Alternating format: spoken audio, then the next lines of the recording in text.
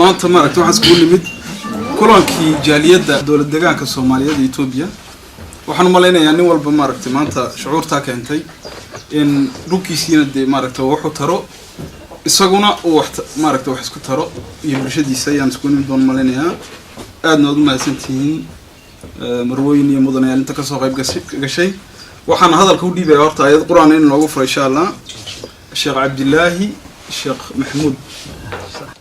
أعوذ بالله من الشيطان الرجيم الحمد لله رب العالمين وأشهد أن لا إله إلا الله وأشهد أن محمدا عبده ورسوله اللهم صل على محمد وعلى آل محمد كما صليت على إبراهيم وعلى آل إبراهيم إنك حميد مجيد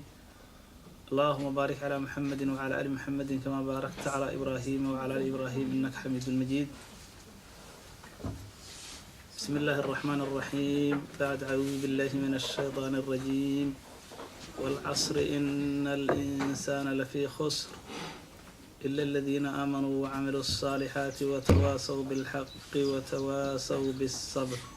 صدق الله العظيم waxaan u gudbeynaa markaas wixii qodbada meeshaas maanta ugu talagalay laga soo jeedinayo waxaan gooraysiinaa gudoomiyaha jaaliyadda mudane Cabdi Aadan waxaan kaloo ku xogsiinayaa gudoomiye ku xigeenka oo ah Saciid Axmed Booq aniga ah waxa igu xiga afhayeenka jaaliyadda mudane Cabdiraxmaan Mahdi oo kursi xagga soo siita u jeedo oday Rashiid Cumar oo noo ah gudoomiyaha guddiga fulinta ee jaaliyadda xogayaha guud ee jaaliyadda oo Cabdillaahi ninka Cabdillaahi xagga iga soo jeedo Cabdillaahi Gaab Abdullah iyo gudoomiye ku xigeenka guddiga haweenka oo ah Faaduma Salaad oo fadhida maaragtay miiskan agteeda waxaan ku soo dhaweynayaa gudoomiyaha jaaliyadda bal inuu nooga soo jeediyo hadafka yaarinta maanta la isku yimid iyo ujeedada jaaliyadda iyo maaragtay bismillaahir rahmaanir rahiim assalaamu alaykum wa rahmatullaahi wa barakaatuh dadweynaha meesha maanta ka soo qayb galay waa markii ugu horeysay dawlad deegaanka Soomaalida Itoobiya jaaliyad loo sameeyo waxaan u mahadnaqayaa dadka maanta meeshan isugu yimid abaabulayaashii soo qabanqaabiyay xafladan tadaata iyo shacab weynaha ka soo qayb galayba waad mahadsantihiin waan idin salaamay assalaamu alaykum wa rahmatullaahi wa barakaatuh inta kadib waad la socotaan wadankeeni waxa ka jira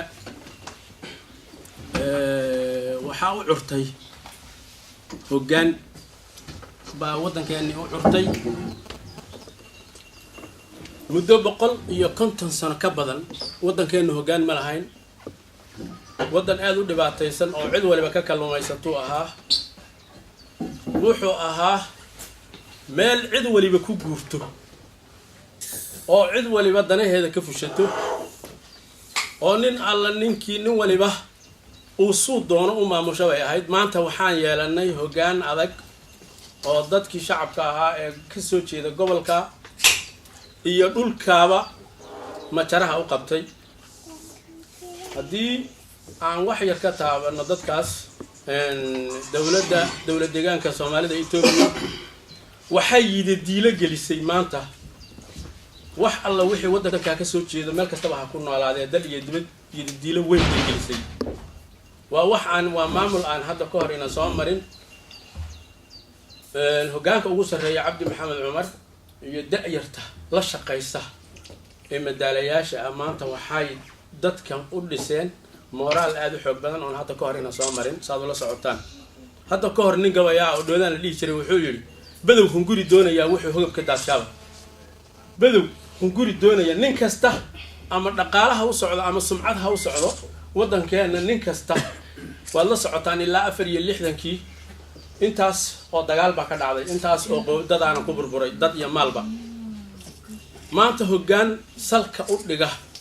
nabadda waa inoo curtay.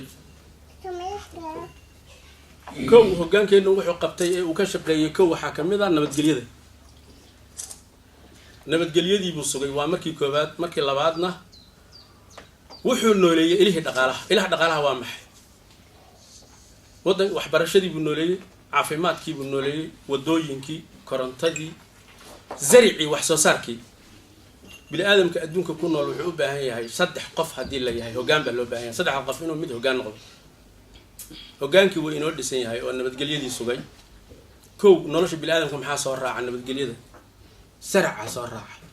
in dadku uu baahidu ka baxdo. numberka 3 waxaa noqonaya kaabayowga dhaqaalaha waa maxay waxbarashada kow ka mid ah. 2 caafimaadka ka mid ah. waa in waxaa ka mid ah wadooyinka waa in meel la isu marin la helaa. 3 waxaa ka mid ah ganacsiga waa inuu dadku kala faa'iideystaan. intiiba maanta dawladeenu salkay u dhigtay wax la hubo ayay dadka taabsiisay waana la raacay saad u ogtihiin. dal iyo dibad waa la raacay waana taageeraynaa anaga jaariyadeena halkan ka daata maanta isugu timid Switzerland. jaariyadan magaceeda waxaa la dhahaa Tayo. waxaana ku taageeraynaa dawladdan cusub ee maanta diilada gelisay dhammaan shacab weynaha dowlad deegaanka Soomaalida Itoobiya. waanu garab istaagaynaa dawladeena iyo fadbaana dhaweydba waxaan isugu nimid shir safaaradda Itoobiya ra'iisul baarlamaanka ninka xukuma speakerka Itoobiya oo ah waxa fadhiday jaaliyadihii kala Itoobiya oo dhan baa shirka ka soo qayb galay. ninka madaxda ah baarlamaanka xukuma waxa la weydiinayay su'aalaha la weydiiyay waxa ka mid ahaa 8 gobol oo Itoobiya ka mid ah waxay weydiiyeen hal su'aal oo ah kilalka Soomaalida sida loo hormariyay maxaa kilalkanaga loogu hormarin waayo. wuxuu ugu jawaabay ninka madaxda ah kilalka Soomaalida iyaga la yimid horumarka goboladiina iska daaya caasimadda Addis Ababa ay dhaafi doonaan 5 sano soo socota hadii sidan u shaqeeyaan. waa meeshii shirkii waxyaabihii masayrka ahaa ee jaaliyadii ka soo qayb galay aan ka aragnay. marka dadaalka noocaas dawladda maanta iyo hoggaanka ugu sareeya ee majaraha u qabtay inaynu garab istaagno xaq ma inoogu leeyihiin saynoon ma laha. waan garab istaagaynaa wadankeenana waxaynu ka soo saaraynaa wax alla wixii aan ka soo saari karno awood dhaqaale haday noqoto awood siyaasadeed haday noqoto iyo taageero khayraad noogu jiro iyo hadda maalin dhaweyd maraakiib baa jigjiga magaca jigjiga ugu qoraa markab jigjiga markab ay ku qoran tahay maraakiibta la wareejinay kamid aha maalin dhow diyaarado ay jigjiga ku qoran tahay oo kilalkeenu iska leeyahay la keeni doonaa horumarka wadankeena in laga faa'iideysto. marka aniga oo hadalka ku dheeraanaynin oo waqti yar oo dadkuna badan yahay waqti yar oo telefishinkan oo ku yar yahay aan siinayo waan soo gabagabiyay hadalkii aan garab istaagna waxaana isugu iman doonaa shirweyne labaad oo kale. waa sida aan maanta u bilownay hawsha ayaana u wadaynaa ilaa aan isku xidhno dadweynaheena dibadda jooga ee qurba joogta iyo wadankeena gudaha dawladeena ilaa aan isku xidhno oo aynu kala faa'iidaysano wixii maalgelin samaynhaya iyo wixii maaragtay dawladdu ay nooga baahan tahay intaba ilaa heer federaal ilaa heer gobol waana idinka baxay hadalkii wasalaamu calaykum waxaan hadalka u wareejin oon u dhiibi gudoomiyaha guddiga fulinta Rashiid Cumar waan mahadsantihiin mudane iyo marweynba dadka meesha isugu yimid sharafta leh waxaan u malaynayaa inay dan kaliya inoo wada keentay jaaliyad kililka ismaamulka Soomaaliyeed Ethiopia federaalka Ethiopia ayaa aanu halkan maanta aynu isugu nimid inaynu ku aasno oo aynu ku abuuro waana maalintii ugu horeysay ee jaaliyad Soomaaliyeed kililka ka socota oo dadkan oo kale intay meel isugu yimaadaan ay ka wada hadlaan oo ay danahooda iyo danta wadankoodiba iyagoo maxaan ku raayay jooga wadanka Switzerland ay dhisaan inay jaaliyad matasha oo gobolka wadankan aynu joognay Switzerland oo dhan ay ka kooban tahay ayaanu asaaskeedii meeshan isugu nimid ilaahayna waxaan ka rajaynayaa in ay si wanaagsan inoogu qabsoon wadankeeni maanta isbedel weyn baa ku yimid xukuumadda maanta ka jirta Cabdi Maxamed Cumar iyo maxaan ku raayay dadka la shaqeeya ee dawladda kala shaqeeya xukunka kala shaqeeya oo dhan wax weyn oo fara badan oo ay kuwii hore aynu soo qaban jirin ayay qabteen anigu waan tagay 3 jeer baan tagay wadanka بريجي هو روات قانين مكون نكين عبد محمد عمر رجي كوري وذن كواحد كسو كرديين يا همذا ينقليين يو وحكة قبصوا وحكة وقبتين منه مشري لكن يسووا وحلا تابن كرو عندها ويأرك كران وهرمرة أيوة وذن ككسمي تاس وحكة كسينة سا يديلو إن أتاجرته أو عم كسيسو وحكة استو وذن ككشرة هذا النجار شونا قربها دن هذا لفتي إذا أياكو حرش دن شخصيات هذي نقطه يهدي محنكرات دن تدت كعجل بدو هذي نقطه نذول بقى وحوين وهرمرة أيا ماشي هكذا صعود وأورنا يسمى محنكراي وحبرشها هالنقطه والدوين هالنقطه عافمات هالنقطه وحن هذا الكوكب بين وحقن دور كلمة نقولنا نوت إن شاء الله فاطمة الصلاة وقدومي كريانك بسم الله الرحمن الرحيم السلام عليكم ورحمة الله وبركاته maanta waa maalin farxad leh waana maalin qaali ah oo taariikh gal ah dhammaan shacab weynaha ka soo jeeda dawlad deegaanka Soomaalida Itoobiya ay u tahay maalin farxadeed runtii inay isugu soo wada baxaan in ay ka wada tashadaan horumarka ka jiro maanta dalkeena iyo nabadda waxaan kaloo halkan hambalyo uga dirayaa madaxweynaheena gaarka ah ee mudane Cabdi Maxamuud Cumar iyo xukuumaddiisa ee dib u curashada ah horumarka la taaban kara gaarsiisay shacabka dhammaan 9 gobol had iyo habeen ka daalin iyo ciidamada gaarka ah ee sida gaarka u tababaran ee New Booliska ayaan halka salaan uga dirayaa waxaan kaloo madaxweynaha hambalyo uga dirayaa maxaabiistii uu soo daayay ee 2700 ah oo xorriyadooda u soo celiyay ayaan uga hambalyeenayaa in dadka kale ee haddana xabsiga ku jiro la sii daayo runtii taageero badan iyo shucuub badan bay nagelisay farxad badan bay nagelisay waxaan maanta iskugu soo wada baxnay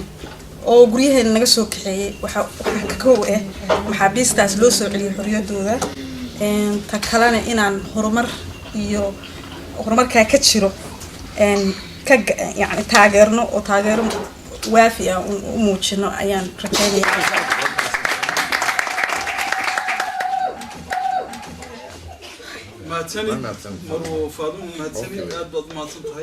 sida quruxda badan ee aad uga soo qayb gasheen kulankan jaaliyadda ka soo jeeda gobolka ismaamulka Soomaalida ee Itoobiya marka waxaan idinleenahay marka horeeya waan hambalyeynaya dhammaantiinba kulankeenana kulan khayr leh oo wanaagsan oo wax midho dhala allah inooga yeelo marka kalena waxaan hambalaynaynaa madaxweynaheena mudane cabdi maxamuud cumar iyo inta la shaqaysa ee sida hagarli'ida dadkooga iyo dalkooga wax ugu qabanaya. والسلام عليكم ورحمة الله وبركاته. مدن عبد الله كاب ونوري جوجك إنه سجنبل كلمة كير هذا ماشى يوم ماركتي رجينا إن شاء الله. هذه أدبان الدين سلام يا كسوقيب قلياش شرفت بدن سيدا وناكسان شرفت لأنه قال سوقيب قلي جاليدا أساس كأ مقرن السامر كذي بوه الرئيسي كقبصانتي هلكن كل سيدا يكون قبصانتي جاليدو مرحلة كلا دوم بيصور مرتي لا تشيء فرق بدن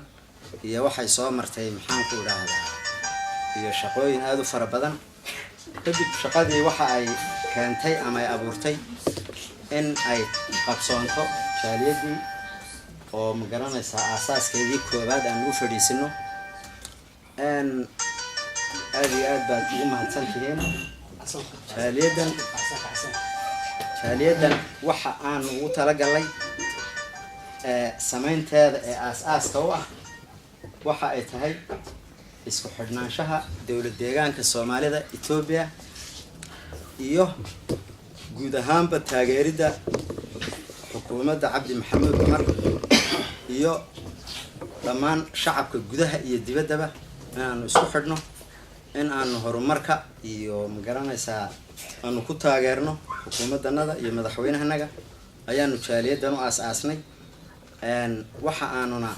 mar walba la daba taaganahay in aanu ku taageerno wixii magaranaysa karaankanaga ah in aanu magaranaysa ugu hambalyeeno si uu gudoomiyaha haweenka Faadumo ay hore u sheegtay inaanu madaxweynahanaga ugu hambalyeeno hawlaha faraha badan magaranaysa horumarka ah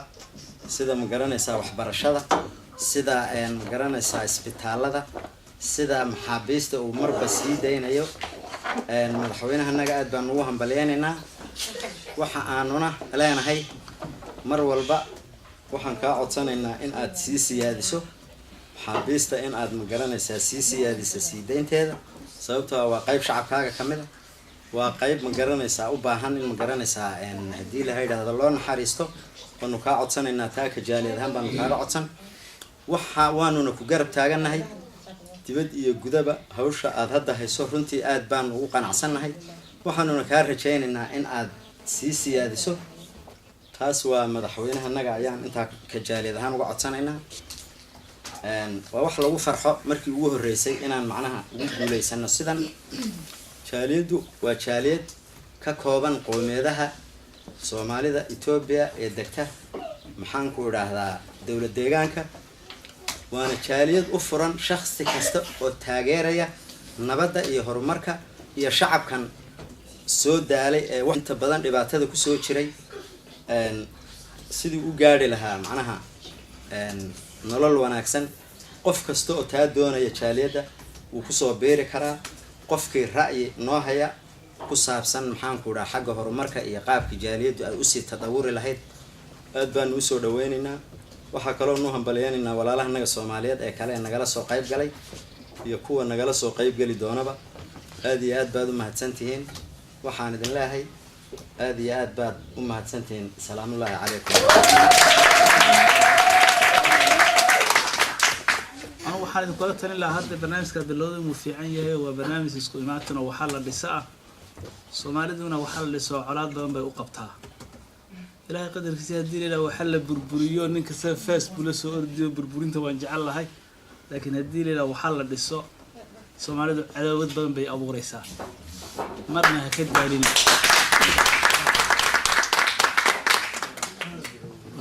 arinta ayada u adkaysta يعني واحد لسكوي ما ذو حلا ديسلي هذا أم قري قادنا عن دجالنا أنا هين إلا تاجر هذا روح عقل اللي يعيش يعني مرك هذا برنامج كذا برادة يبغون يعيش أنا ويد كل ترين لها أنت أصلا وزي أن السلام عليكم ورحمة الله وبركاته. وحن سلام يا قدوميها قدومية كحجينك يعني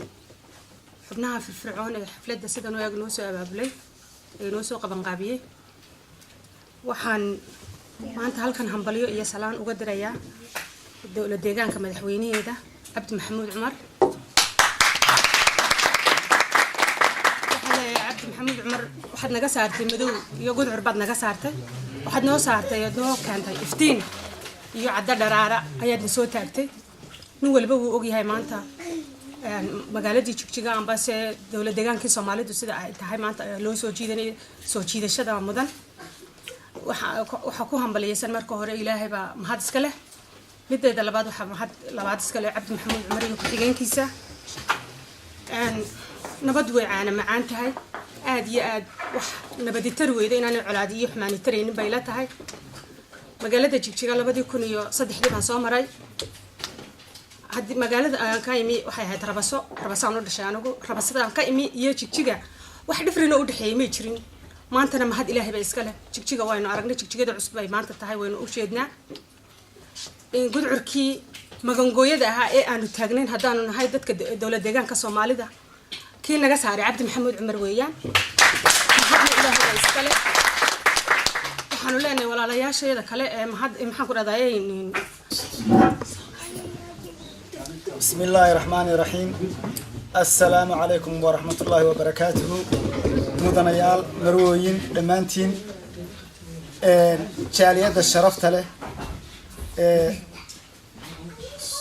سوماليدا إثيوبيا أدد مهتنتين دمانتين سويسرلاند تلاقوا ونأسنا هرمر له ورنتي مدبدا للسوقيي سافر أنا صوت ده لكن لو طلاب صديمانتا أيات سميسين وهرمر اللعان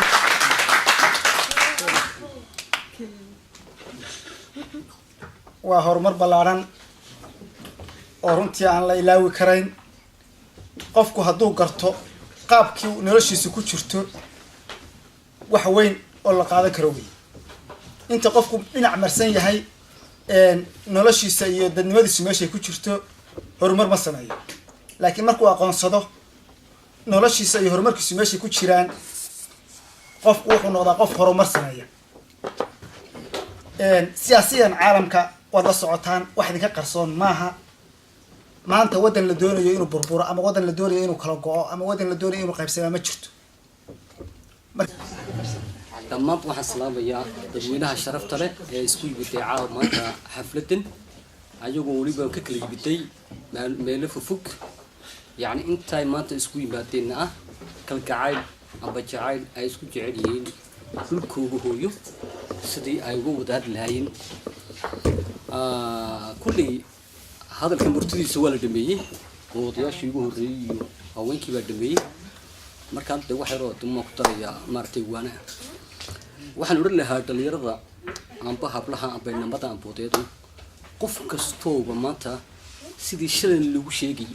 maanta ma waa war arna TV laga wada dad baa tuu ka yimaada yani isbedel dhanba maanta ka dhacay. waxaan u leeyahay qof inta hadhay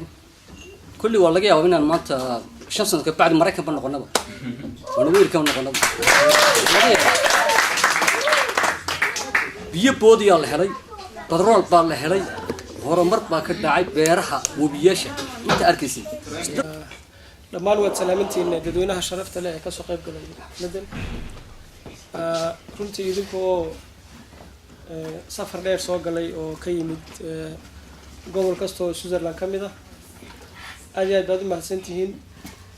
waxaanan rajaynaynaa insha Allah inaan guul ka gaadhno jaaliyadan maanta aanu halkan ku sameynay oo sii ballaarato oonu u shaqeyno wadanka kana shaqeyno nabadgelyada iyo horumarka hortay. markaan hadal ku sii dheeraan maayo waana la dhameeyay. waxaan idin leeyahay assalaamu calaykum waraxmatullaahi wabarakaatuh.